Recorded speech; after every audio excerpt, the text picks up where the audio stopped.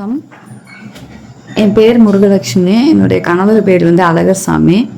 இப்போ நாங்கள் வசந்தா ஃபெர்டிலிட்டி சென்டருக்கு வந்திருக்கிறோம். BGS hospital.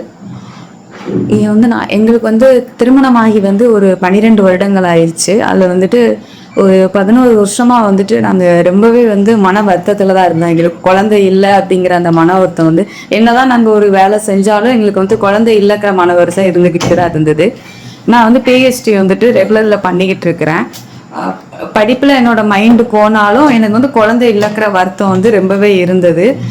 கரெக்டாக இந்த ஹாஸ்பிட்டலில் என்னோட ஃப்ரெண்டு மூலியமாக நான் வந்தேன். அவங்க பேர் கூட அவங்க மூலியமாக தான் அந்த ஹாஸ்பிட்டலுக்கு வந்தேன். இங்கே மேம் சந்திக்கிற வரைக்குமே எங்களுக்கு நம்பிக்கைன்னு ஒன்று இல்லை. ட்ரீட்மெண்ட் பார்க்கலாம் அப்படிங்கிற மாதிரி தான் நாங்கள் வந்தோம். நிறைய ஹாஸ்பிட்டல் பார்த்தோம் எங்களுக்கு ஆனால் எந்த ஹாஸ்பிட்டல்லுமே எங்களுக்கு முழுமையான நம்பிக்கை எங்களுக்கு எங்கேயுமே கிடைக்கல. இங்கே வந்ததுக்கு அப்புறம் மேம் பார்த்த உடனே அது ஃபர்ஸ்ட் டைம் பார்த்த உடனே மேம் ஃபுல் டெஸ்ட் எங்களுக்கு எல்லா டெஸ்ட்டுமே பிளட் டெஸ்ட் எல்லா டெஸ்ட்டுமே எடுத்தாங்க. எடுத்து பார்த்ததுல என்னென்ன ப்ராப்ளம் இருக்குன்னு கண்டுபிடிச்சி அதுக்கு தக்கன ட்ரீட்மெண்ட்டு ஸ்டார்ட் பண்ணிட்டாங்க. டேப்லெட் எல்லாம் கொடுக்க ஆரம்பிச்சிட்டாங்க. நாங்களும் ரெகுலராக அதை ஃபாலோ பண்ணணும். ஒரு நாள் கூட மிஸ் பண்ணலை. மேம் சொன்னால் அந்த சொன்ன டேட்டு டைம் முதற்கொண்டு நாங்கள் கரெக்டாக 2 பேருமே நாங்கள் வந்துடுவோம் எப்போவுமே.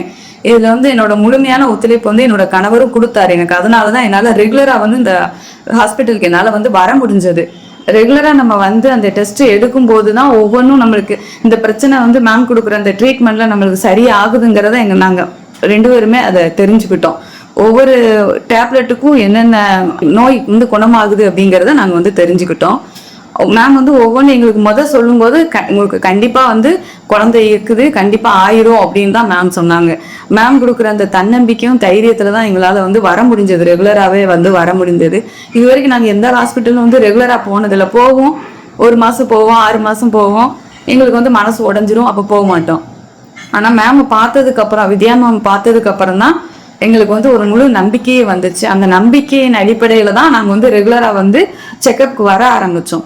நாங்கள் அதை ஃபாலோ பண்ணி அந்த ரிசல்ட் எங்களுக்கு கிடைக்கும் போது அதில் கிடைக்கிற அந்த சந்தோஷத்துக்கு எங்களுக்கு அளவே கிடையாது. அந்த அளவுக்கு அந்த சந்தோஷத்துக்கு எப்படி சொல்றதுன்னே எனக்கு தெரியல. அவ்வளோ ஒரு மகிழ்ச்சியாக இருந்தது. எங்கள் 2 பேர்த்துக்குமே நல்லபடியாக குழந்தைய சந்தோஷமா நாங்கள் பயம் அப்படிங்கிறது இல்லை. எங்களுக்கு சுத்தமாக பயமே இல்லை.